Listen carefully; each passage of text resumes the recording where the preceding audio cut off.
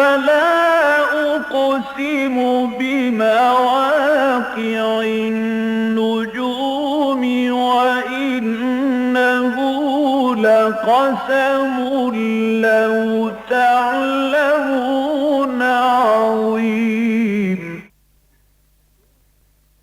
إنه لقرآن كريم في كتاب مكنون لا يمسه إلا المطهرون تنزيل من رب العالمين.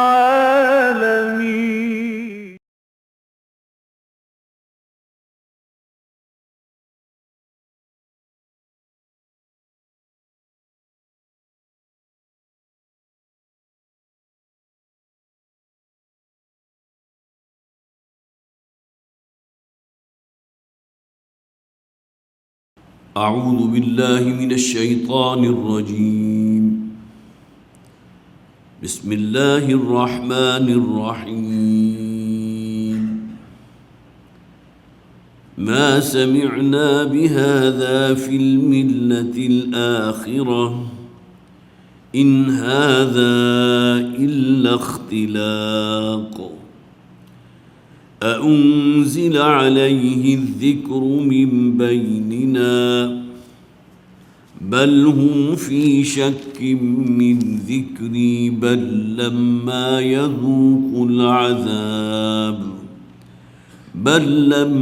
يذوقوا عذاب أم عندهم خزائن رحمة ربك العزيز الوهاب أم لهم ملك السماوات والأرض وما بينهما فليرتقوا في الأسباب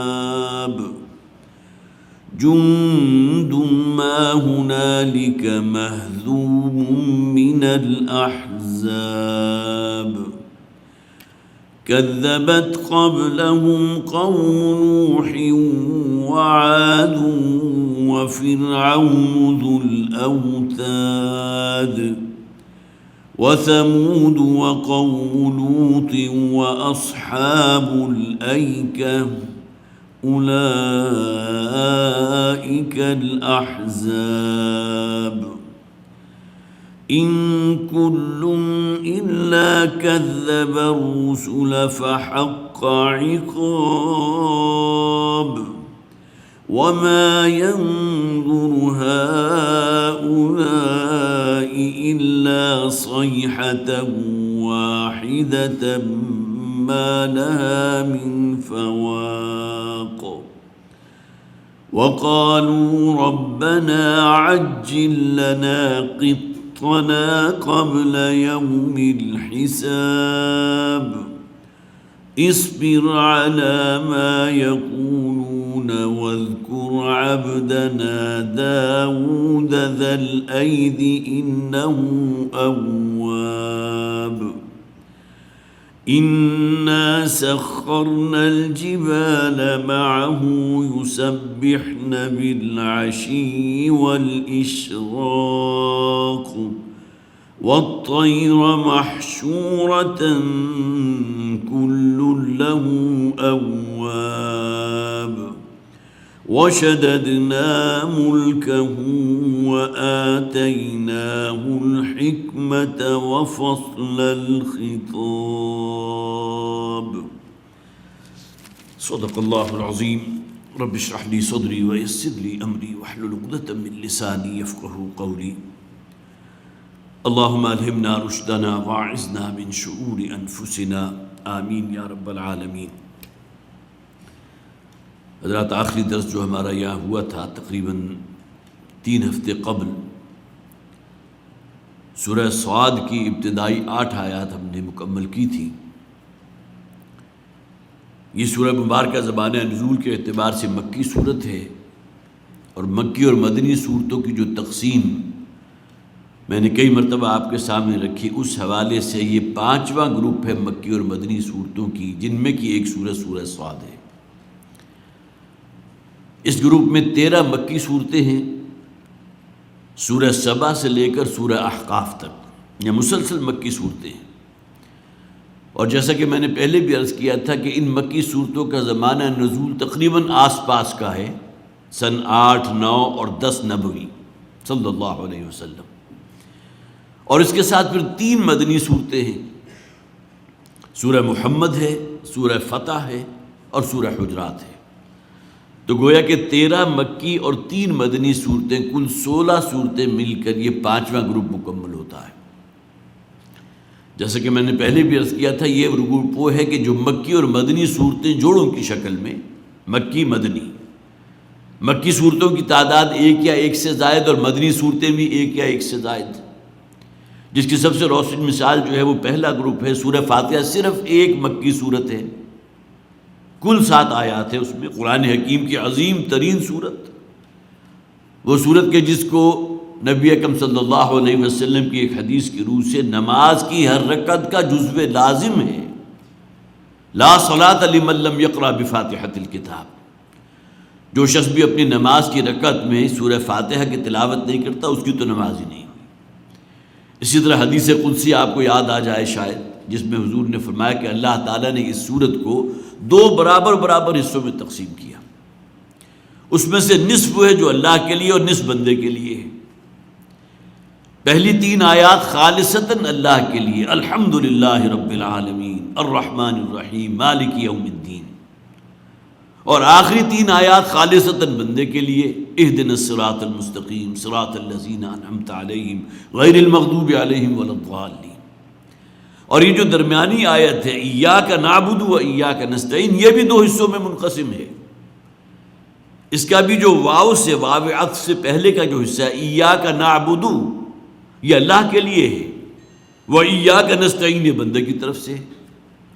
تو گویا کہ ایک حدیث قدسی کے جو الفاظ تھے، قسمت الصلاۃ بینی و بین عبدی نصفین، اللہ تعالیٰ فرماتے ہیں کہ میں نے نماز کو اپنے اور بندے کے درمیان 2 برابر مساوی حصوں میں تقسیم کر دیا، اور اس کے بعد کل تفصیل سورہ فاتحہ کی ہے۔ وہ صرف ایک مکی صورت ہے پہلے گروپ میں، اور یہاں مدنی صورتیں کتنی طویل ہیں، سورہ بقرہ، سورہ آل عمران، سورہ نساء، سورہ مائدہ، 4 مدنی صورتیں جو تقریباً 5 پاروں پر مشتمل ہیں، اور دوسری طرف صرف ایک مکی صورت ہے، لیکن اپنی عظمت اور جامعیت کے اعتبار سے صرف یہ ایک مکی صورت اتنی وزنی ہے کہ وہ ان 5 صورتوں پر بھاری ہے، جس کے بغیر نماز کی رکعت مکمل ہی نہیں ہوتی۔ تو یہ مکی اور مدنی صورتوں کے اندر بڑی حکمت ہے۔ یہاں جیسا کہ میں نے عرض کیا تھا، جو 5واں گروپ ہمارے زیر مطالعہ ہے، اس میں یہ 13 مکی صورتیں ہیں جو سورہ سبا سے شروع ہو کر سورہ احقاف پر ختم ہوں گی، اس لیے کہ اسی میں سے ہم گزر رہے ہیں، اور اس کے بعد 3 مدنی صورتیں آئیں گی، سورہ محمد، سورہ فتح اور سورہ حجرات۔ جو آیات ہم پڑھ چکے، صرف اس کا خلاصہ میں آپ کے سامنے رکھ دوں۔ اس سورت کا آغاز حروف مقطعات سے ہوا، آغاز میں صرف ایک حرف ہے، صاد، والقرآن ذی الذکر۔ 2 صورتیں اور ہیں جن میں حروف مقطعات صرف 1 کی تعداد میں ہیں، سورہ قاف ہے، قاف والقرآن المجید، اور سورہ قلم ہے، نون والقلم وما یسطرون۔ اس کے بعد قسم کھائی گئی اس قرآن کی کہ جو بڑی نصیحتوں والا ہے، جو بڑی، جسے آپ کہیے کہ ہدایت ہے تمام لوگوں کے لیے، اور اس کے بعد ذکر کیا گیا کم اہلکنا من قبلہم من قرن فنادوا ولات حین مناس، کتنی ہی بستیوں کو ہم نے غارت کر دیا، ختم کر دیا۔ ان کا جرم کیا تھا؟ انہوں نے اللہ کے رسول کی دعوت کو رد کر دیا تھا، وہ دعوت جو ان کی فطرت کے ساتھ ہم آہنگ تھی، لیکن اس کے باوجود اسے قبول کرنے کو تیار نہیں ہوئے۔ ان کے نزدیک ان کا آبائی دین ہی مقدس ترین رہا اور اسی پر قائم رہے۔ فنادوا ولات حین مناس، اور پھر وہ چیختے پکارتے رہے اور عاجزی و زاری بھی اختیار کرتے رہے، لیکن جب اللہ کا عذاب آیا تو اب ان کے لیے موقع نہیں تھا کہ اس موقع پر ایمان لا کر اللہ کے عذاب سے بچ سکتے۔ چیخ و پکار جاری رہی، اور پھر ان کے پاس کوئی جائے مفر نہیں تھی۔ وَعَجِبُوا أَن جَاءَهُم مُنذِرٌ مِّنْهُمْ، انہیں تعجب اس بات پر ہے کہ ان کے پاس ایک خبردار کرنے والا انہی میں سے اللہ نے بھیج دیا۔ حالانکہ قابل تعجب بات تو یہ ہوتی کہ اللہ تعالیٰ کسی پروں والی مخلوق کو بھیجتا ہے ان کی ہدایت کے لیے۔ قابل جو قابل جسے آپ کہیے تعجب بات تو یہ تھی. انہیں تعجب اس بات پر ہو رہا ہے کہ ہمارے ہی بھائی مندوں میں اللہ نے ایک کو منتخب کر دیا, اسے رسول بنا دیا, اپنے جیسے انسان پر تو ہم ایمان لانے کو تیار نہیں ہیں. وقال الکافرون ھذا ساحر کذاب, اور پھر ان کافروں نے, ان بدبختوں نے یہ کہا کہ یہ تو اصل میں جادوگر ہے, اور پھر یہ کہ کذاب بھی ہے, جھوٹا بھی ہے, جو بات کر رہا ہے اس کا اس کی کوئی بنیاد نہیں ہے, سراسر بہت بڑا جھوٹ ہے جو بول رہا ہے, معاذ اللہ. اجعل الآلہۃ الہ واحدہ, کیا اس نے ہمارے تمام معبودوں کو سب کو ملا کر ایک ہی معبود بنا دیا؟ ہمارے ہاں تو دیویوں اور دیوتاؤں کی قطاریں لگی ہوئی ہیں, اپنی ضرورت کے مطابق ہم جسے چاہتے ہیں پکارتے ہیں. کبھی بارش کے دیوتا کو پکارتے ہیں, کبھی کسی اور کو پکارتے ہیں, کبھی لکشمی دیوی کو پکارتے ہیں, کبھی بیٹا حاصل کرنے کے لیے فلاں دیوتا جو ہے اس کے چرنوں میں جا کے جو ہے کوئی قربانی دیتے ہیں. یہ تمام باتیں ہم کرتے ہیں. اس نے سب کو مرغوبہ کر کے جو ہے وہ صرف ایک بنا دیا, الہ واحدہ.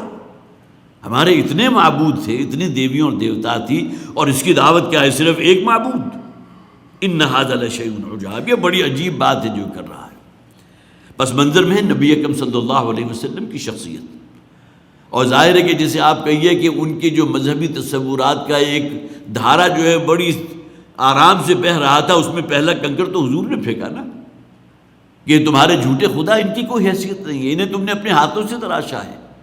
ان میں سے تو کوئی بھی ایسا نہیں ہے جو ایک مکھی تک کی تخلیق پر قادر ہو. لن یخلقوا ذبابا ولو اجتمعوا له, اور تم نے انہیں اپنا حاجت روا اور مشکل کشا سمجھ لیا. تو ان ھذا لشیء عجاب, یہ تو بڑی عجیب بات ہے جو کر رہا ہے. وانطلق الملأ منهم ان امشوا واصبروا على آلهتكم, اور اس کے پس منظر میں وہ خاص واقعہ تھا جو میں نے آپ کو پچھلی مرتبہ بڑی تفصیل سے سنایا تھا. صرف اجمالی طور پر ذکر کر دوں کہ سن 10 نبوی, جو گویا کہ نبی اکرم صلی اللہ علیہ وسلم کے لیے بھی مخالفت کے اعتبار سے, اور پھر یہ کہ آپ کے جو ساتھی تھے, جو صحابہ کرام تھے, حضور پر ایمان لا چکے تھے, ان پر تشدد کے اعتبار سے سخت ترین دورانیہ ہے. اس میں یہ 25 سردار تھے وہاں مشرکین مکہ کے, جو بڑے بڑے سردار جن کا نام آپ کو احادیث کی کتابوں میں ملتا ہے, جن کے اندر جو ابو سفیان بھی شامل تھا, ابو جہل بھی شامل تھا, امیہ ابن خلف بہت بڑا سردار ان کا تھا, وہ بھی شامل تھا, عاص ابن وائل بھی تھا, اسی طرح عتبہ بھی تھا, شیبہ بھی تھا. یہ تو چند کے نام ہے. 25 سردار مل کر ابو طالب کی خدمت میں حاضر ہوئے تھے, اور جا کر ان سے کہا تھا کہ اپنے بھتیجے کو سمجھا لو, اس لیے کہ وہ بھی دیکھ رہے ہیں کہ ابو طالب جو ہے بالکل عمر بھی تقریباً 82 برس ہو چکی تھی ان کی, اور انتہائی جو ہے وہ کمزور اور نحیف ہو چکے تھے. تو اس سے پہلے کہ ان کا انتقال ہو جائے, اس معاملے کے, اس قضیے کا ہم فیصلہ کروا لیتے ہیں. لہذا یہ وفد گیا ہے اور جا کر پوری طرح جو ہے ان پر دباؤ ڈالا ہے. نبی اکرم صلی اللہ علیہ وسلم کو ابو طالب نے طلب کیا, حضور تشریف لائے ہیں, اور آ کر یہ بات کہی ہے ابو طالب نے کہ یہ تمام لوگ آئے ہیں اور چاہتے یہ ہیں کہ جو تم بات کہہ رہے ہیں اس میں کچھ نرمی اختیار کرو. کم سے کم یہ کہ ہم ان کے جو خدا ہیں, جو ان کے دیویاں اور دیوتا ہیں, ان کے بارے میں نامناسب, حالانکہ حضور نے تو کبھی کوئی نامناسب الفاظ استعمال نہیں کیے, لیکن یہ کہ ان کو جو ہے ان کو نہ جھٹلاؤ, ان کی نفی نہ کرو. تو نبی اکرم صلی اللہ علیہ وسلم نے فرمایا کیا میں انہیں ایک کلمہ ایسا نہ بتا دوں کہ اگر اس کو مان لیں تو میں اس بات کی ضمانت دیتا ہوں کہ پورا عرب ان کے سرنگی ہو جائے گا. اور حضور نے اسی پر اکتفا نہیں کیا, بلکہ آگے فرمایا پوری زمین جو ہے اللہ تعالیٰ ان کے تابع کر دے گا, اس زمین میں بسنے والے انسانوں کو, صرف ایک بات مان لیں. تو روایات میں ہے, ترمذی کی روایت ہے, ابو جہل جو ہے اس پر بڑا خوش ہوا, یہ تو ایک بات ہے, اس نے کہا 10 باتیں بھی ماننے کو تیار ہیں آپ کی. پھر جب حضور نے کہا کہ صرف اس بات کو مان لیں اور تسلیم کر لیں کہ یہ جو تمہاری دیویاں اور دیوتا ہیں ان کے پاس کوئی اختیار نہیں ہے, اختیار صرف اللہ کے پاس ہے, اسی کی عبادت اور بندگی کرو. اس پر وہ پورا مجمع جو ہے وہ بڑبڑانے لگا, کوسنے لگا حضور کو بھی, اور اس کے بعد جو بھی انہوں نے محنت کی تھی گویا کہ نل اینڈ وائڈ ہو گئی, اور وہاں سے بالکل مایوس ہو کر واپس پلٹے ہیں. اسی موقع پر روایات میں ہے کہ حضور نے کہا تھا ابو طالب سے کہ اگر یہ لوگ میرے ایک ہاتھ پر چاند اور دوسرے پر سورج رکھ دیں تب بھی میں اپنی اس بات سے باز نہیں آؤں گا. جو اللہ نے جس کا فریضہ میری گردن پر ڈالا ہے, میرے کاندھوں پر ڈالا ہے, اسے چھوڑنے کو تیار نہیں, اور اپنے آپ کو اسی میں ہلاک کر دوں گا. اب جب ابو طالب نے بھی حضور کا وہ عزم اور جزم دیکھ لیا تو ظاہر ہے کہ آگے ان کے پاس پھر کوئی اور دلیل نہیں تھی. ان آیات جو ہیں اگلی ہم پڑھ رہے ہیں اس کے پس منظر میں وہ خاص واقعہ ہے. وانطلق الملأ منهم, اب وہ جتنے بھی سردار آئے تھے, ملا جو سردار آئے تھے بڑے بڑے رؤسا میں سے تھے, وہ وہاں سے اٹھ کر چل دیے. انمشلو, چلو اب نکلو یہاں سے، وَاصْبِرُوا عَلَىٰ آلِهَتِكُمْ، اور جو تمہارے معبود ہیں ان کے اوپر ڈٹ جاؤ۔ یہ اصل میں تعصب جاہلی ہوتا ہے، اپنے غلط عقیدے اور نظریت کے اوپر بھی انسان اس درجے جازم ہو جائے کہ بڑے سے بڑا سچ بھی اسے جھوٹ لگنے لگے۔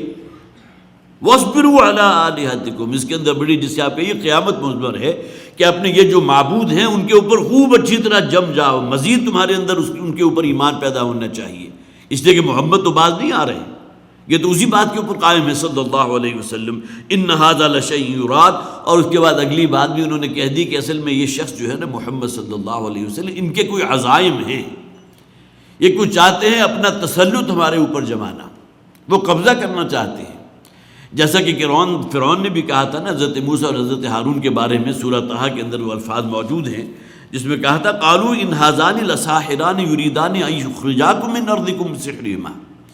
تمام درباریوں نے اور فرعون نے مل کر یہ ایک متفقہ رائے قائم کی کہ موسیٰ اور ہارون اصل میں دونوں مل کر چاہتے ہیں کہ ہمارے اس تخت پر، اس حکومت پر قبضہ کر لیں اور ہمیں یہاں سے بے دخل کر دیں۔ تو فرعون تو اپنے آپ کو بڑا دانشور سمجھتا تھا، وہ اس نتیجے پر پہنچ گیا۔ یہی بات نبی الفاظ میں ان مشرکین مکہ اور سرداروں کی زبان سے بھی نکل گئی، ان ھذا لشیء یراد، کوئی غرض ہے اس شخص کی، یہ چاہتا ہے کچھ، ہمارے اوپر حکمرانی کرنا چاہتا ہے، معاذ اللہ ہمارے اوپر اپنا تسلط اور اپنی حکومت جو ہے اس کو قائم کرنا چاہتا ہے۔ ما سمعنا بہذا فی الملۃ الآخرہ، یہ انہی کا مکالمہ ہے جو آپس میں کر رہے ہیں کہ ہم نے اس قسم کی بات تو پہلی امتوں میں سنی نہیں۔ یہ الگ بات ہے کہ کسی درجے میں اسے آپ کا یہ مارجن دیا جا سکتا ہے کہ حضرت اسماعیل علیہ السلام سے لے کر اور نبی اکرم صلی اللہ علیہ وسلم کی بعثت تک تقریباً یہ 2000 برس کا فصل ہے جس میں اس نسل میں کوئی نبی آیا ہی نہیں۔ لہذا کسی درجے میں یہ کہا جا سکتا ہے کہ ان کے ہاں جو بھی دینی تصورات اس درجے مسخ ہو چکے تھے تو اس کی ایک بنیاد تھی، جبکہ حضرت ابراہیم علیہ السلام کے دوسرے بیٹے جو ہیں حضرت اسحاق، ان کی اولاد حضرت یعقوب، بنی اسرائیل، ان میں سینکڑوں نہیں بلکہ ہزاروں نبی اور رسول آئے، اس نسل میں کوئی آیا نہیں۔ لہذا اس بنیاد پر ما سمعنا بہذا فی الملۃ الآخرہ، ہم نے اپنے آباء و اجداد میں، ہماری جو پہلے نسلیں ہو گزری ہیں اس میں اس قسم کی بات تو کبھی نہیں سنی تھی جو محمد کہہ رہے ہیں صلی اللہ علیہ وسلم۔ ان ھذا الا اختلاق، یہ اصل میں معلوم ہوتا ہے کہ گھڑی ہوئی بات ہے جو یہ پیش کر رہے ہیں۔ انزل علیہ ذکر من بیننا، کیا یہ جو ذکر، یہ نصیحت نامہ اور یہ پند نامہ جو ہے یہ قرآن حکیم، کیا ہم تمام لوگوں میں سے صرف انہی پر نازل ہونا تھا جو در یتیم ہیں، جن کی اس دنیا میں آمد سے پہلے ہی ان کے والد جو ہے وہ انتقال کر چکے تھے، وہ اس اعتبار سے بھی معاشرے کا ایک کمتر فرد سمجھا جاتا تھا، گویا کہ جس کا والد ہی اس کو نہ دیکھ سکا ہو اور اس نے آنکھ کھولی ہو تو سر کے اوپر باپ کا سایہ نہ ہو، اور پھر یہ کہ جسے آپ کہیے کہ کوئی روپے پیسے مال و دولت کے اعتبار سے بھی حضور کی کوئی نمایاں حیثیت تو نہیں تھی، بنو ہاشم کی سیادت یقیناً موجود تھی، لیکن جسے آپ کہیے کہ کوئی خوب کھاتے پیتے گھرانے سے تعلق تو نہیں تھا۔ حضور تو خود فرماتے ہیں میں چند ٹکوں کے عوض جو ہے قریش کے گھرانوں کی بھیڑ بکریاں چرایا کرتا تھا۔ یہ جو بالکل نوجوانی کا دور ہے نبی اکرم صلی اللہ علیہ وسلم کا، تو وہ تو بہت ہی قسم پرسی کی حالت میں گزرا۔ ابو طالب کا ایک دست شفقت تھا کہ جو بنیادی ضرورتیں کم سے کم ہو سکتی ہیں وہ انہوں نے پوری کی۔ بہرحال مادی اعتبار سے ایک بہت بڑا شیلٹر ابو طالب نے نبی اکرم صلی اللہ علیہ وسلم کے لیے فراہم کیا تھا، لیکن یہ کہ بہرحال آخر وقت تک وہ ایمان لانے سے تو محروم رہے۔ تو انزل الذکر علیہم من بیننا، کیا یہ ذکر جو ہے صرف انہی پر نازل ہونا تھا؟ بڑے بڑے رؤساء موجود تھے، بڑے بڑے دانشور یہاں ہمارے اس معاشرے کے اندر مکہ میں رہنے والے موجود تھے، کسی اور کو اللہ نے کیوں نہیں منتخب کیا نبوت اور رسالت کے لیے؟ بل ہم فی شک من ذکری، اب یہ اللہ تعالیٰ کی طرف سے ہے کہ یہ اصل میں میرے اس پیغام، میری اس نصیحت کے بارے میں، قرآن کے بارے ہی میں شک میں مبتلا ہے۔ بل لما یذوقوا العذاب، اور ابھی انہوں نے میرے عذاب کا مزہ نہیں چکھا، وہ عذاب جو پہلی قوموں پر آتا رہا، جو پوری کی پوری قوم کو جو ہے بالکل نیست و نابود کرتا رہا، اس نوعیت کا عذاب تو نہیں آیا، لیکن چند ہی برسوں کے بعد یہی میدان بدر تھا نا کہ یہ تمام رؤساء جو 25 کی تعداد آئی تھی ابو طالب کے پاس پورا وفد بنا کر، ان میں سے اکثریت وہ تھی جو میدان بدر میں ان کے لاشیں پڑے ہوئے تھے کٹے ہوئے کھجوروں کے تنے کی طرح۔ یہ بھی تو اللہ کا عذاب تھا نا جو ان پر آیا۔ بل لما یذوقوا عذاب ام عندهم خزائن رحمت ربک العزیز الوہاب، کیا ان کے پاس ہے رب کی رحمت کے خزانوں کی تقسیم؟ یہ وحی جو ہے اللہ کی بہت بڑی رحمت ہے. اللہ تعالیٰ خود زمین پر اتر کر تو کوئی جو ہادی اور رہنما نہیں بنتا نا، وہ تو اپنے کسی نمائندے کو بھیجتا ہے، کسی نبی رسول کو بھیجتا ہے. تو نبوت اور رسالت اور سلسلہ وحی بہت بڑی رحمت ہے اللہ کی جو انسانوں پر ہوئی ہے، ان کی ہدایت کے لیے، ان کی رہنمائی کے لیے. تو کیا ان کے ہاتھ میں اختیار تھا کہ وحی کے سلسلوں کے اپنے اس معاشرے کے کسی بہت ہی دانشور پر اتار دیتے یا اس پر جاری و ساری کر دیتے؟ یہ تو اصل میں اللہ کا حکم تھا، اللہ کا اختیار تھا، اللہ کی حکمت تھی. ام عندہم خزائن رحمت ربک العزیز الوہاب، وہ اللہ جو زبردست ہے، وہ ہے دینے والا. یہ وحی کا سوتا جو ہے کس کو اللہ تعالیٰ نے اس کے لیے منتخب کیا؟ یہ اللہ کی حکمت ہے. یہ الگ بات ہے کہ معاشرے کے جسے آپ کہیے کہ صالح ترین فرد تھے محمد رسول اللہ صلی اللہ علیہ وسلم، معاشرے کے گلے سرسبد، اور اللہ تعالیٰ اب نبوت اور رسالت کے لیے اگر کسی کو پسند فرماتا ہے تو وہ ایلیٹ کلاس کی بھی جو کریم ہوتی ہے ان میں سے کسی کو منتخب کرتا ہے. حضرت شعیب کے بارے میں ہے، حضرت صالح کے بارے میں ہے نا، قوم نے کہا تھا کہ ہمیں تو تم سے بڑی امیدیں وابستہ تھی، تم تو اپنے قبیلے کا، اپنے خاندان کا نام روشن کرو گے، تم تو بڑی ذہانت اور فطانت کا شاہکار تھے، تمہیں قوت گویائی وہ دی گئی تھی، اور تم نے یہ آ کر کیا بے سر و پا باتیں شروع کر دی کہ ایک اللہ ہے، صرف اسی کی بات کرو، اسی کا کہنا مانو، فلاں شے اللہ نے حرام کر دی، فلاں جائز ہے. یہ تم نے کیا شروع کر دیا؟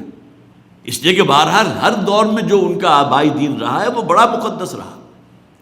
آج بھی ہمارے ہاں آپ کو معلوم ہے جو مسالک کا اختلاف ہے، تو مختلف مسالک میں جو لوگ اس خاندان میں پیدا ہوتے ہیں وہ اپنے مسلک کے اوپر پوری طرح متعصب ہوتے ہیں. اگر کوئی اہل حدیث ہے، کوئی سلفی ہے، کوئی بریلوی ہے، کوئی حنفی ہے، کوئی جعفری ہے، جو بھی ہے، لیکن وہ جو ان کا آبائی سلسلہ چلا آ رہا ہے وہ بھی تو ایک تقدس رکھتا ہے کہ نہیں رکھتا. اور یہی بات ان کی بھی تھی کہ ہمارا آبائی دین جو ہے وہ تو بڑا مقدس ہے، اس کے مقابلے میں کسی اور دین کو، کسی اور نظام کو یا کسی اور عقیدے کو، نظریے کو ہم قبول کرنے کو تیار نہیں. ام لہم ملک السماوات والارض وما بینہما، کیا ان کے پاس اختیار ہے زمین و آسمان، یہ جو کائنات کا نظام ہے یہ اللہ کا فیصلہ ہے کہ کون نبی بنے گا، کس کو اللہ نے منتخب کرنا ہے. اللہ یصطفی من الملائکۃ رسلا ومن الناس، یہ تو اللہ کا کام ہے نا کہ وہ چنتا ہے، وہ منتخب کرتا ہے انسانوں میں سے بھی ایک پیامبر جو نبی اور رسول ہوتے ہیں، اور فرشتوں میں سے بھی ایک پیامبر جو اللہ کی پیغام اور وحی کو اس نبی یا رسول تک پہنچاتا ہے. حضرت جبرائیل اللہ تعالیٰ نے اس کام کے لیے منتخب کیے، اور محمد رسول اللہ اور جتنے بھی نبی اور رسول آتے رہے وہ لوگوں کے لیے ہادی اور رہنما کا درجہ رکھتے تھے. کیا ان کے پاس اختیار اور بادشاہی ہے اس زمین و آسمان اور اس کے تمام نظام کو چلانے کی یا یہ فیصلہ کرنے کی؟ فَلْيَرْتَقُوا فِي الْأَسْبَابِ، اور اگر یہ دعویٰ ہے اس بات کا تو ذرا چڑھ جائیں آسمان پر. اگر یہ سمجھتے ہیں کہ ہمارا اختیار چلنا چاہیے. دیکھیں انسان کے اندر جو نفس نامی شے ہے نا، وہ اپنے سامنے کسی اور کے حکم کو تسلیم کرنے کو تیار نہیں. یہ نفسانی خواہشات جب یہ انگڑائی لیتی ہیں دو دین اور عقیدہ اور نظریہ اور سنت اور اتباع، ہر شے جو ہے پیچھے رہ جاتی ہے. پھر انسان صرف نفس ہی کی غلامی میں لگتا ہے. سب سے بڑی اٹریکشن کیا ہے؟ روپیہ، پیسہ، مال و دولت. نبی اکرم صلی اللہ علیہ وسلم نے فرمایا تباہ اور ہلاک ہو جائے وہ شخص جو روپے، پیسے اور درہم و دینار کی بندگی کرتا ہے. تعس عبد الدینار و عبد الدرہم، درہم و دینار کی بندگی تو کبھی کسی نے نہیں کی. یہ الگ بات ہے پرائرٹی نمبر 1 وہ رہی ہے، لہذا تمام چیزیں سیکنڈری ہو گئی. اگر مقدم ترین شے جو ہے روپیہ، پیسہ اور مال و دولت ہے تو پھر اللہ کا حکم، رسول کا فرمان، اوامر و نواہی، شریعت کے احکامات، یہ تو تمام پسے پوچھ چلے گئے نا. پھر تو کیسا حلال اور کیسا حرام، کچھ بھی نہیں. تو یہ نفس جو ہے اس کی بندگی یہ سب سے بڑا طاغوت ہے جس میں ہم آزاد سمجھتے ہیں اپنے آپ کو کہ اللہ اور اللہ کے رسول کا حکم جو ہے وہ پسے پوچھ جائے گا، ہمیں تو اپنے نفس کی بندگی کرنی ہے الا ماشاء اللہ. تو فرمایا کہ یہ فَلْيَرْتَقُوا فِي الْأَسْبَابِ، اگر کوئی اختیار ہے انہیں تو آسمان میں چڑھ کر رستے ڈھونڈ لیں. اسباب کہتے ہیں اسباب السماوات والارض، جیسا کہ سورہ عالم المومن کے اندر یہ آیا بھی ہے کہ فرعون اور جب حضرت موسیٰ علیہ السلام کا مکالمہ ہوا تھا تو اس نے بڑے ہی طنزیہ انداز میں کہا تھا، قال فرعون یا حامان ابن لی صرحا لعلی ابلغ الاسباب، اپنا جو وزیر تعمیرات تھا یا جو کنسٹرکشن کا جو بھی انچارج تھا اسے کہا کہ ایک بہت اونچی عمارت تعمیر کرو، میں چاہتا ہوں کہ اس کے اوپر لعلی ابلغ الاسباب، تاکہ میں وہ آسمانی راستے جن راستوں سے گزر کر کوئی اللہ جو ہے جس کو موسیٰ کہتا ہے میرا رب ہے، میں اس تک رسائی حاصل کرنا چاہتا ہوں۔ اور پہنچنے کے لیے اس نے حکم دے دیا اپنے وزیر تعمیرات کو کہ ایک بہت اونچا مینار اور بہت اونچی بلڈنگ تعمیر کرے۔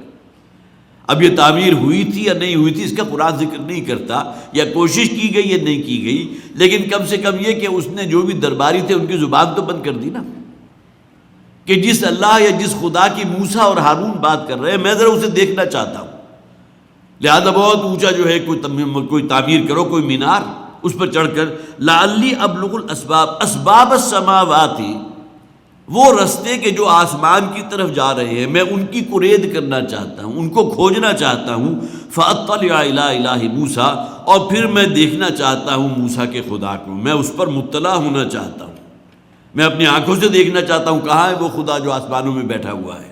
وَإِنِّي لَأَظُنُّهُ كَاذِبًا، اور ساتھ ہی اس نے کہہ دیا کہ جو کچھ یہ موسیٰ اور ہارون کہہ رہے ہیں سوائے جھوٹ کے کچھ نہیں، معاذ اللہ۔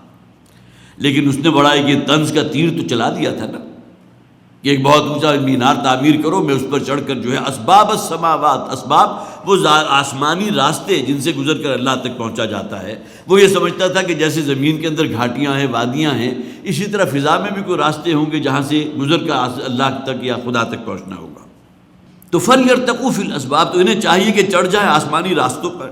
جُنْدٌ مَا هُنَالِكَ مَحْزُوبٌ مِّنَ الْأَحْزَابِ، اب یہ اصل میں بہت ہی لطیف بات کی گئی ہے کہ یہ بظاہر یہ 25 بڑے بڑے سرکردہ لوگ جو تھے، جو اپنے معاشرے کی کریم سمجھتے تھے اپنے آپ کو، دولت مند ترین افراد جو وفد بنا کر حاضر ہوئے تھے، اس کے بارے میں اللہ تعالیٰ کا تبصرہ کیا، یہ ایک چھوٹا سا لشکر ہے، جتھا ہے ایک لوگوں کا، شریروں کا، محزوم من الاحزاب، اور ان کے مقدر میں سوائے ذلت اور رسوائی کی اور کچھ نہیں ہے، اور یہ بھی انہی گروہوں میں سے ہے کہ جو برگروہ پہلے ہو گزرے۔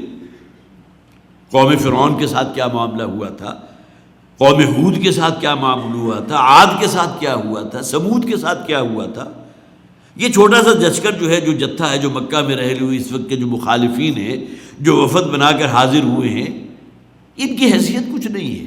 یہ تو گویا کہ چند ہی سالوں کی بات ہے، یہ چشم فلک وہ منظر بھی دیکھ لے گا، ان میں سے اکثریت وہ ہوگی جو میدان بدر میں جو ہے وہ کھیت رہے گی، جہنم واصل ہوں گے سب کے سب، چند ہی برس کی بات ہے۔ یہ آیات اگر نازل ہوئی سن 10 میں، اس لیے کہ واقعہ سن 10 کا ہے، اور یہ جو آیات ابھی میں نے پڑھی ہیں جس میں وفد کا ذکر موجود ہے، اس کا نزول سن 10 نبوی ہے، اور آپ کو معلوم ہے سن 2 میں اللہ تعالیٰ نے غزوہ بدر کے ذریعے مسلمانوں کو عظیم الشان فتح عطا فرما دی۔ تو گویا کہ کل آپ یہ کہیے کہ سن 10 کے بعد 3 سال مکی اور 2 سال مدنی، کل 5 سال کے بعد یہ جو آئے تھے بڑے تنتنے کے ساتھ ابو طالب کے پاس کہ اپنے بھتیجے کو باز کروں، انہی میں سے اکثریت وہ تھی کہ جیسا کہ میں نے عرض کیا میدان بدر میں ان کے کٹے ہوئے بدن پڑے ہوئے تھے، لاشیں پڑے ہوئے تھے۔ تو محزوم، ان کی تو ذلت اور خاری جو ہونے والی ہے کون قریب چشم فلک اس کو دیکھ لے گی۔ کذبت قبلہم قوم نوح، اب دیکھیں قرآن فوراً حوالہ دیتا ہے پچھلی قوموں کا، اس لیے کہ اس قرآن کے یا ان آیات کے مخاطب صرف قریش مکہ تو نہیں تھے نا، یہود و نصارہ بھی مخاطب ہیں، جیسا کہ حضور قل یا ایھا الذین ھادوا ان زعمتم انکم، اے نبی آپ سے کہہ دیجئے اے یہودیو، اگر تمہیں زعم ہے کہ تمہیں کوئی موت نہیں آئے گی، تمہیں اپنے رب کے حضور حاضری نہیں دینی، تو ٹھیک ہے، وہ وقت دن تو آ کر ہے۔ قل ان الموت الذی تفرون منہ فانہ ملاقیکم، آپ ان یہودیوں سے کہہ دیجئے کہ جس موت سے یہ جائے فرار اختیار کرتے ہیں، راہ فرار اختیار کرتے ہیں، وہ ان کی گھات میں بیٹھی ہوئی ہے، تو اللہ کا حکم ہوگا آنے واحد میں ان کی روح سلب ہو جائے گی۔ ان الموت الذی تفرون منہ، وہ موت کے جس سے یہ فرار اختیار کر رہے ہیں، فإنہ ملاقیکم، ایک دن آئے گا کہ سامنے کھڑی ہوگی آنکھوں میں آنکھیں ڈال کر، اور اس وقت کہے گی اب بھاگ کر دیکھو میری جو پکڑ ہے، اور جس طرح وہ روح قبض کی جائے گی، احادیث میں جو آتا ہے بندہ فاسق و فاجر کی اور کافروں کی اور ان تمام کی، جس سخت جو ہے جانکری کا جو عالم ہوتا ہے سختی کا، حدیث میں اس کا ذکر موجود ہے۔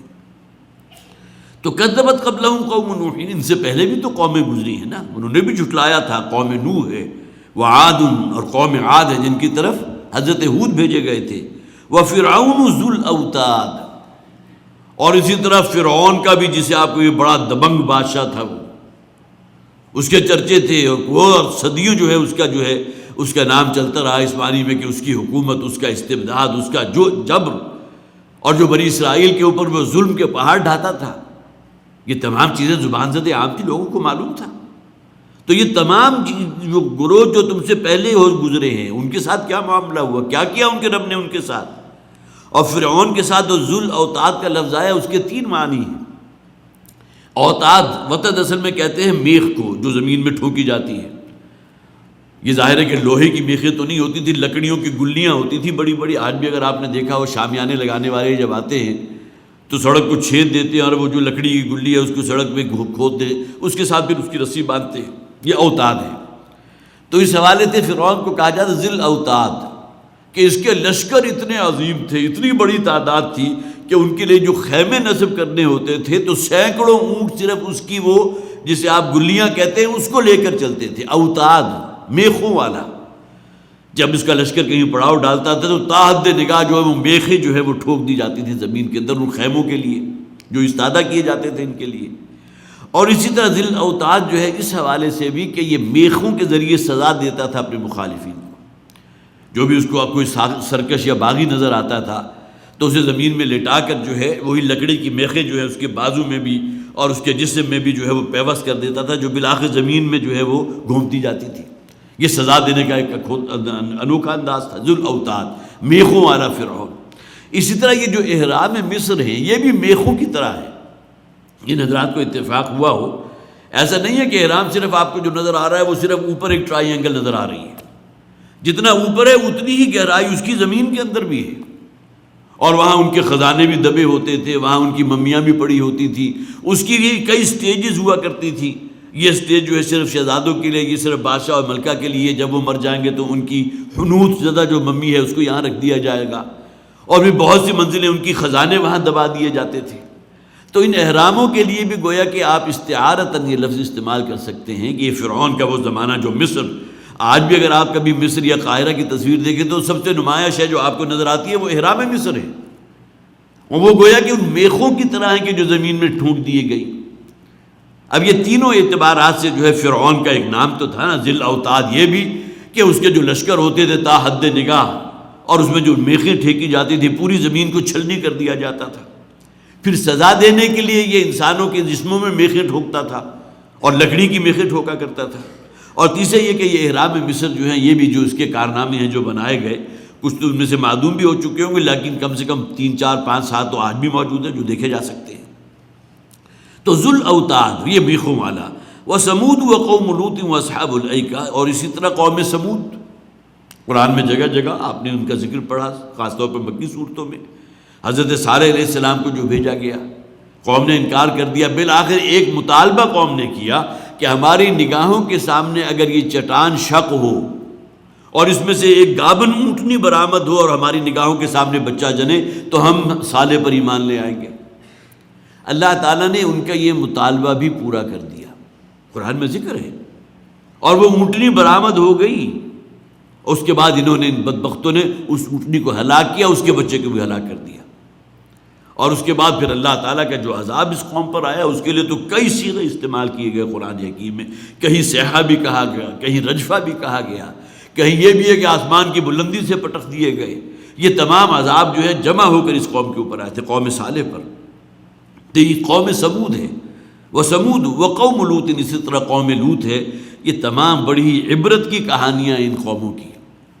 انہوں نے اللہ کے رسول کی دعوت کو رد کیا تھا، نافرمانی اور سرکشی اختیار کی تھی، اور نتیجہ کیا نکلا کہ جو ان کا ہولناک انجام ہوا اس زمین پر یہ ہے فحق وقوم لوط واصحاب الایکہ، اور اسی طرح ایکہ والے۔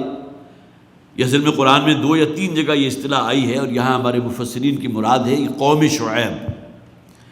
حضرت شعیب علیہ السلام کی جو قوم تھی یہ حضرت ہارون کی نسل میں سے تھی۔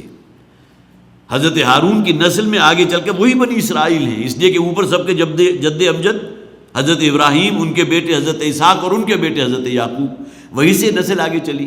حضرت موسیٰ کے جو سگے بھائی حضرت ہارون تھے ان کی نسل میں یہ حضرت شعیب علیہ السلام کہ جو اس علاقے میں بھیجے گئے تھے جہاں کوئی بہت بڑا جنگل تھا، لہذا اصحاب الایکہ کہا گیا انہیں، وہ بن والے یا جنگل والے، جہاں کوئی بہت بڑا جنگل تھا اس بستی کے رہنے والے۔ تو جیسے کہ قرآن کہتا ہے وہ مدین کی بستی وہاں موجود تھی، وَإِلَىٰ مَدْيَنَ أَخَاهُمْ شُعَيْبًا، اور یہ مدین کے رہنے والے جو جنگل والے تھے ان کی طرف ہم نے انہی کے ایک بھائی شعیب کو نبی اور ہادی اور رہنما بنا کر بھیجا۔ تو وہ اصحاب الایکہ، بن والے اور جنگل والے، اولئک الاحزاب، یہ سب کے سب بھی احزاب تھے۔ یہاں حزب سے مراد کیا ہے؟ حزب کہتے ہیں گروہ کو۔ قرآن حکیم میں 2 دفعہ کہا گیا حزب الشیطان اور 2 دفعہ حزب اللہ کے الفاظ آئے۔ سورہ مجادلہ میں ایک ہی آیت میں 2 مرتبہ کہا گیا اولئک حزب الشیطان الا ان حزب الشیطان هم الخاسرون، یہ لوگ ہیں کہ جو انکار کرتے رہے، رسولوں کی دعوت کو رد کرتے رہے ہیں، اللہ کے باغی و سرکش ہیں، یہ ہے اصل میں شیطانوں کی پارٹی، حزب الشیطان۔ اس کے مقابلے میں حزب اللہ کا لفظ ہے، اولئک حزب اللہ الا ان حزب اللہ هم الغالبون۔ 3 مقامات پر قرآن میں حزب اللہ کے الفاظ آئے کہ یہ ہے اللہ کی پارٹی، اللہ کا گروہ، گویا کہ حزب الشیطان کے مقابلے میں حزب اللہ ہے۔ یہ حق و باطل کی جو کشمکش ہمیشہ سے جاری رہی ہے اور تاابد جاری رہے گی جب تک قیامت نہیں آتی، ایک حزب الشیطان ہے اور ایک حزب اللہ، ان کے درمیان کی یہ کشاکش ہے کہ جو مسلسل ہو رہی ہے۔ تو اولئک الاحزاب یہ ہے وہ اصل میں گروہ جو حزب الشیطان سے متعلق ہیں، جو شیطان کے اعلی کار ہیں۔ ان کل الا کذب الرسل، یہ سب کے سب وہ تھے کہ جنہوں نے رسولوں کی دعوت کی تکذیب کی تھی۔ سب سے بڑا جرم، اللہ تعالیٰ نے انہی میں سے انتہائی معتمد ترین انسان، جس سے کبھی کسی کو جھوٹ کا تجربہ نہیں ہوا، کبھی ایمانت میں خیانت کا معاملہ نہیں ہوا، انہی کے بھائی بندوں میں سے انتہائی نیک سعادت مند، اس کو منتخب کیا نبوت اور رسالت کے لیے اور اسی کی جان کے درپے ہو گئے۔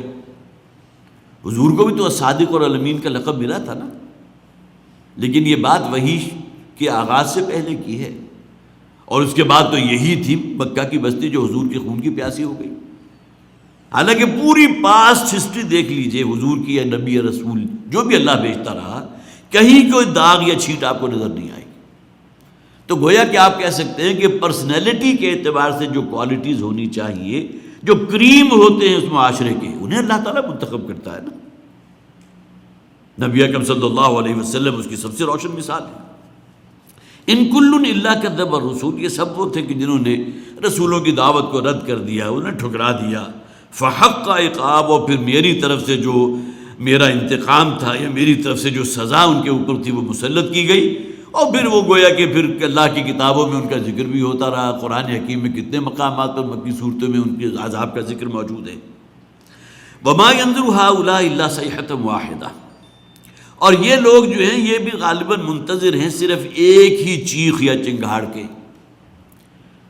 یہ صیحہ کا لفظ آتا ہے چیخ یا چنگھاڑ کے لیے، اور اللہ تعالیٰ کسی فرشتے کو یہ عذاب دینے کی اللہ کی ایک شکل ہے کہ اس کو جس طرح سور ہوگا قیامت کے دن پھونکا جائے گا، اور یہ ہے پوری کی پوری یہ کائنات جو ہے جو بساط لپیٹ دی جائے گی، ہر شے پر ہلاکت جو ہے وہ مسلط ہو جائے گی۔ اسی طرح اللہ کا عذاب بھی آتا ہے کسی چیخ اور چنگھاڑ کی شکل میں۔ کسی فرشتے کو حکم دے اللہ تعالیٰ کہ اس کی آواز ہے، اس کی چیخ ہو کہ تمام لوگ جو ان پر موت طاری ہو گئی، تو کیا یہ لوگ منتظر ہیں اسی قسم کی کسی چنگھاڑ کے کہ جب تک وہی معاملہ جو پہلی قوموں کے ساتھ نہیں ہوا، کیا اسی انجام کے یہ بھی منتظر ہیں؟ الا صیحۃ واحدہ، ایک وہ چیخ کے جو مسلسل ہے، گویا کہ اس کی تسلسل جاری رہا جب تک کہ کوئی بھی ایک ذی نفس زندہ رہا۔ ما لہ من فواق، آگے آ گیا ما لہا من فواق، اس میں کہیں کوئی وقفہ نہیں تھا۔ فواق کا لفظ آتا ہے عربی لغت میں عام طور پر یہ اونٹنی کا جب دودھ دوہا جاتا ہے تو جب اس کے تھن خالی ہو جاتے ہیں تو جتنی دیر میں وہ دودھ ابھی کنزیوم ہوا، تھوڑا سا ادھر ادھر ڈسٹرب ہوا، اتنی دیر میں پھر دوبارہ دودھ اتر آتا ہے۔ یہ اونٹنی کا شاید یہ کمال ہے۔ ہمارے ہاں تو عام طور پر جو بھینسیں ہیں یا جو گائے ہیں صرف 2 مرتبہ دھوئی جاتی ہیں، ان کو 12 آپ دھو سکتے ہیں، 12 یہ تو وہی لوگ بہتر جانتے ہیں، لیکن صرف اتنا سا وقفہ کہ جس میں ایک دفعہ دودھ دھونے کے بعد دوبارہ دودھ اترتا ہے، اس کے لیے اس طرح ہے فواق کی۔ تو گویا کہ اتنی مہلت بھی ان کو نہیں ملے گی۔ جب اللہ تعالیٰ کا عذاب ان پر مسلط ہوگا تو پھر تو کہیں گے ہے کہیں کوئی جائے پناہ، کوئی جائے فرار، کہیں سے ہم بچ جائیں، کہیں اللہ کی پکڑ سے، اللہ کے عذاب عتاب سے بچ سکے.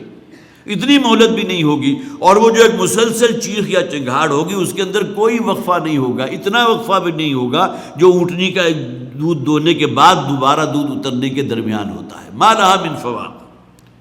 وقالوا ربنا عجل لنا قطنا قبل یوم الحساب. اور پہلی قوموں نے بھی یہ کہا تھا، ان کے الفاظ بھی قرآن میں نقل ہوئے ہیں، اے پروردگار ہمارے اوپر آسمان کو سے کوئی ٹکڑا گرا دے.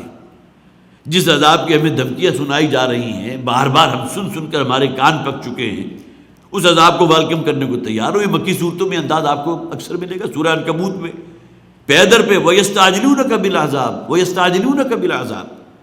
اے نبی یہ بڑی جلدی مچا رہے ہیں آپ سے عذاب کے بارے میں. وہ عذاب کہ جس کی یہ کوالٹیز ہیں، جس کی وہ چنگھاڑ ہوگی یا کس شکل میں اللہ تعالیٰ کا فیصلہ ہوگا اس قوم کو ہلاک کرنے کا. وَيَسْتَعْجِلُونَكَ بہت جلدی مچا رہے ہیں اس کے بارے میں، یہ اسے ویلکم کرنے کو تیار ہے. یہ تو اصل میں ان کی طرف سے ایک اتمام حجت ہوتا تھا نا کہ جس عذاب کی ہمیں بار بار دھمکی دی جا رہی ہے، ٹھیک آپ لے آئیے ہمارے اوپر. اب یہ منتظر ہے اگر وہ عذاب نہیں آیا تو پھر بات چٹکیوں میں اڑا دی. دیکھا ہم کہتے تھے نا یہ خام خواہ سب جھوٹ ہے، ڈکوسلے ہیں، یہ جو کچھ پیش کر رہے ہیں یہ نبی یا رسول اس کی کوئی حیثیت نہیں ہے، کوئی عذاب نہیں ہے. وما یہلکنا الا الدہر. یہ تو کوئی آسمانی آفات ہوتی ہیں کہ جس کی وجہ سے کوئی آفات سماویہ ہوتی ہیں، انسان مر جاتے ہیں. یہ اللہ کا حکم اور اللہ کے رسول کی کوئی پکار، ربی انی مغلوب فانتصر، سورہ نوح کے اندر موجود ہے نا، غالباً سورہ قمر کے اندر حضرت نوح علیہ السلام کا یہ قول، اے پروردگار میں تو مغلوب ہوا چاہتا ہوں، اب تو ان سے بدلہ لے، وہ عذاب ان کے اوپر مسلط کر دے. ایک وقت آتا ہے ایسا بھی کہ جب کہ نبی اور رسول کی زبان سے بھی، خاص طور پر رسول کی، نبی کا معاملہ تو اس حوالے سے گویا کہ دوسرے معاملات کے اعتبار سے گویا کہ اتنا سخت نہیں ہے جتنا رسول کا ہے، کہ نبی تو اللہ کے رستے میں شہید بھی کر دیے گئے، قتل بھی کر دیے گئے، لیکن رسولوں کا معاملہ تو یہ نہیں ہے. کتب اللہ لأغلبن انا ورسولی. اللہ تعالیٰ نے یہ بات تو طے کر دی ہے کہ میں اور میرا رسول لازماً غالب آ کر رہیں گے. رسول کے لیے مغلوب ہونا ممکن نہیں ہے. ربی انی مغلوب فانتصر، میں تو مغلوب ہوا چاہتا ہوں، قوم میرے اوپر غالب ہوا چاہتی ہے، اے پروردگار تو بدلہ لے ان سے، وہ عذاب ان کے اوپر مسلط کر. وقالوا ربنا عجل لنا قطنا قبل یوم الحساب. تو انہوں نے تو یہ بھی کہا کہ ذرا جلدی کر دے ہمارے حصے کا جو بھی عذاب ہے، جو حصہ رسدی ہے ہمارا، جس عذاب کی دھمکیاں سنا رہے ہیں وہ عذاب ہمارے اوپر وارد کر قبل یوم الحساب. وہ جو حساب کتاب کا دن ہوگا وہ تو آئے گا ہی، اس کو تو ہم نبڑ لیں گے. جیسا کہ آپ نے آج کل اکثر دیکھا ہوگا واٹس ایپ کے اوپر کہ دیکھی جائے گی. عام طور پر انسان جو ہے بڑا لائٹلی لیتا ہے ان باتوں کو کہ کیا ہوگا جی قبر میں جب جائیں گے تو دیکھی جائے گی، جب عذاب ہوگا تو دیکھی جائے گی، جو جہنم میں جھونکے جائیں گے تو دیکھی جائے گی، جب جو ہے بڑے بڑے بچھو مسلط کیے جائیں گے تو دیکھی جائے گی. تو یہ دیکھی جائے گی کہ گویا کہ کسی شے کو سیریسلی نہ لینا. بعد سے بعد الموت کو، جزا و سزا کو، حساب کتاب کو، ان کو بڑا لائٹلی دیکھی جائے گی. جی جب آئے گا تو دیکھ لیں گے، موت کی بڑی سختیاں ہیں، بڑا یہ ہے، بڑا وہ ہے، بڑا کچھ سنا ہے، جب آئے گی موت تو ہم دیکھ لیں گے کیا ہوگا. اب یہ ڈھٹائی اور انسان کے اندر جسے آپ کہیے کہ خود سری ہے، اس کا کلائمیکس ہے کہ ان بڑی بڑے حقائق کے بارے میں اتنا لائٹ انداز کہ دیکھی جائے گی، جب وقت آئے گا تو ہم دیکھ لیں گے کیا ہوگا، اس وقت میں نمٹ لوں گا. جس طرح قرآن میں جب وہ آیت نازل ہوئی تھی نا علیہا 19 کہ جہنم کے اوپر ہم نے 19 فرشتے مقرر کیے ہیں، داروغہ جو بڑے طاقتور ہیں. یہ لاکھوں کروڑوں اربوں کی تعداد میں جہنمیوں سے جب کوئی باہر نکلنے کی کوشش کرے گا تو یہی فرشتے ہوں گے کہ جو انہیں دوبارہ جہنم کے اندر دھکیل دیں گے. 19 کی تعداد ہے. اس پر وہاں بڑی تالیاں پٹ گئی تھی، جو 19 کی تو تعداد کیا، ان میں سے 15 کو تو میں قابو کر لوں گا، باقی جو 4 رہ جائیں گے ان کا بندوبست تم کر لینا. یہ الفاظ بھی کہے گئے. اب تو گویا کہ بازی باریش بابا ہم بازی. اللہ تعالیٰ کی آیات اور ان حقائق کو اس طرح لائٹلی لینا یا اس کا انکار کر دینا یا اس کا استہزاء اور طنز اور تمسخر اڑانا. تو ربنا عجل لنا قطنا قبل یوم الحساب کہ ہمارا جو بھی حساب کتاب ہے نا، جو بھی ہمارا عذاب آنا ہے وہ ہمارے اوپر اسی دنیا میں مسلط کر دے، اس سے پہلے کہ وہ بڑھا. اس کے اندر کوئی گویا کہ وہ نہیں ہے کہ کوئی بہت ہی کوئی دوسرے انداز میں یہ بات کر رہے ہو، بلکہ ڈھٹائی کے انداز میں کہہ رہے ہو. وہ عذاب جس کی دھمکی دی جا رہی ہے ہمارے اوپر وارد کر دے. اصبر علی ما یقولون. اب یہاں نبی اکرم صلی اللہ علیہ وسلم کے بارے میں جو کچھ بھی انہوں نے کہا ہے، آپ کو کذاب تک کا لفظ کہہ دیا، ساحر اور مجنون بھی کہا گیا، جسمانی طور پر بھی سختیاں نبی اکرم صلی اللہ علیہ وسلم کے ساتھ ہوئیں، اور وہ جو قولاً جو کچھ آپ کے لیے الفاظ استعمال کیے جو قرآن بھی ان کو ریپیٹ کرتا ہے جو حضور کو کہا گیا، اور بڑی تسلی بھی دی گئی ہے پر اے نبی صلی اللہ علیہ وسلم آپ کوئی مجنون نہیں ہے، ما انت بنعمت ربک بمجنون، نون والقلم وما یسطرون، ان مکی صورت کا مطالعہ کیجئے تو نبی اکرم صلی اللہ علیہ وسلم کو صبر کی تلقین بھی اور تسلی اور تشفی بھی دی گئی۔ یہاں میں فرمایا گیا اصبر علی ما یقولون، اے نبی صلی اللہ علیہ وسلم جو کچھ یہ کہہ رہے ہیں آپ کی شان میں، جو جو گستاخیاں کر رہے ہیں، جس قسم کی جسارتیں یہ کر رہے ہیں، اے نبی آپ ان پر صبر سے کام لیجیے۔ جیسے کہ ہم نے پہلے بھی کہا تھا، بلکہ یہ پڑھا بھی تھا ہم نے، کہ زیادہ دیر کی بات نہیں ہے، سن 10 نبوی میں یہ آیات اگر نازل ہو رہی ہیں تو کل 5 ہی برس کے بعد جو ہزیمت اور جو رسوائی ان کی ہوئی ہے اہل مکہ کی میدان بدر کے اندر، 1000 جو کیل کانٹے سے لیس ہو کر آئے تھے، اور جس قسم کی ہزیمت انہیں اٹھانی پڑی ہے، اور ان کی ٹاپ کی لیڈرشپ جو ہے جہنم واصل ہوئی ہے، بہت بڑا اللہ تعالیٰ کی طرف سے عذاب کا کوڑا تھا۔ جند ما ہنالک محذوب من الاحزاب، یہ بھی ایک چھوٹا سا گروہ ہے اور اس کی قسمت میں سوا ذلت اور خاری کی اور کچھ نہیں ہے، کچھ عرصے کی بات ہے۔ اللہ تعالیٰ کے جو بھی، جسے آپ کہیے کہ تقویم کے اندر یہ برسوں کا اور ان کا تو کوئی ہے ہی نہیں، 5 برس گزرتے، ہماری زندگی میں کتنا عرصہ گزرتا ہے؟ 10 برس پہلے کا واقعہ آپ کو ایسے لگتا ہے جیسے ابھی پرسوں کی بات ہے، اور کئی مرتبہ انسان خود جو ہے بالکل حیران اور متحیر ہو جاتا ہے کہ کسی بات کے بارے میں وہ سمجھتا ہے کہ شاید 3 برس پہلے کی بات ہے، لیکن جب باقاعدہ کیلکولیٹ کر کے دیکھتا ہے ایونٹ وائز تو معلوم ہوتا ہے وہ تو 10 برس پہلے بات ہوئی تھی۔ تو کہاں 3 برس اور کہاں 10 برس، 3 گنا کا بعض اوقات انسان کو مغالطہ اسی دنیا میں لگ جاتا ہے۔ تو یہ تو کل 5 برس کے بعد کا معاملہ ہے کہ اللہ تعالیٰ کے عذاب کا کوڑا وہ میدان بدر میں ان کے اوپر برسا ہے۔ تو اصبر علی ما یقولون، اے نبی صلی اللہ علیہ وسلم جو کچھ یہ کہہ رہے ہیں اس پر آپ تو صبر سے کام لیجیے، آپ کو برداشت اور آپ کے پائے استقامت کے اندر کوئی لغزش نہیں ہونی چاہیے۔ نبی اکرم صلی اللہ علیہ وسلم کو بھی اللہ کا یہ حکم تھا، اور اسی طرح حضور کی تاکید اپنے صحابہ کو کیا تھی؟ صبر سے کام لو، اصبروا یا آل یاسر فإن موعدکم الجنہ، اے یاسر کے گھرانے والو صبر سے کام لو، جمے رہو، ثابت قدم رہو، اللہ کا وعدہ ہے، پختہ وعدہ ہے تمہارے سے کہ تمہاری جو اخروی زندگی ہے اس میں اللہ تعالیٰ تمہیں لازماً جنت عطا فرمائے گا۔ اور یہ وہ گھرانہ ہے جس کے اوپر جو شدید ترین پرسیکیوشن اور ظلم ہوا ہے، حضرت یاسر رضی اللہ تعالیٰ عنہ کے ساتھ جو سلوک ہوا۔ بعض روایات ہیں کہ جس میں ان کے جو ہے جسم کو 4 وحشی اونٹوں کے ساتھ باندھ دیا گیا، ایک ٹانگ کو ایک اونٹ کے ساتھ، دوسری ٹانگ کو دوسرے اونٹ کے ساتھ، اور ایک بازو کو تیسرے اونٹ کے ساتھ، دوسرے بازو کو چوتھے اونٹ کے ساتھ، اور چاروں کو مخالف سمت میں دوڑا دیا گیا۔ آدمی اگر ذہن میں تصور بھی قائم کرنا چاہے تو انسان پر لرزہ طاری ہوتا ہے۔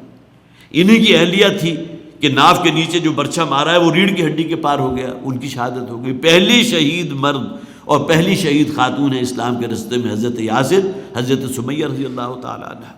تو حضور کی تلقین کیا ہوتی تھی؟ اصبروا یا آل یاسر، اے یاسر کے گھرانے والوں، جو ابو جہل کی طرف سے جو تشدد اور پرسیکیوشن ہو رہی ہے تمہیں تو صبر سے کام لینا ہے، جمے رہنا ہے، ثابت قدم رہنا ہے۔ یہاں حضور سے واحد میں کہا گیا اصبر علی ما یقولون واذکر عبدنا داؤد ذا الایدی انہ اواب، اور اسی آیت میں جو ہے اب حضرت داؤد علیہ السلام کا ذکر شروع ہو رہا ہے، جو اگلے پورے رکوع میں انشاءاللہ جاری رہے گا۔ ہمارا وقت بھی تقریباً ختم ہونے کو ہے، یہی میں آج کا درس جو ہے وہ ختم کرتا ہوں۔ اللہ تعالی ہمیں توفیق عطا فرمائے کہ قرآن حکیم کو پڑھنا، اس کو سمجھنا، اس کو حرز جان بنانا، اس پر عمل کرنا، آسمانی ہدایات پر، شریعت کے احکامات پر اللہ تعالی ہمیں توفیق عطا فرمائے۔ بارک اللہ لی ولکم فی القرآن العظیم ونفعنی وإیاکم بالآیات والذکر الحکیم۔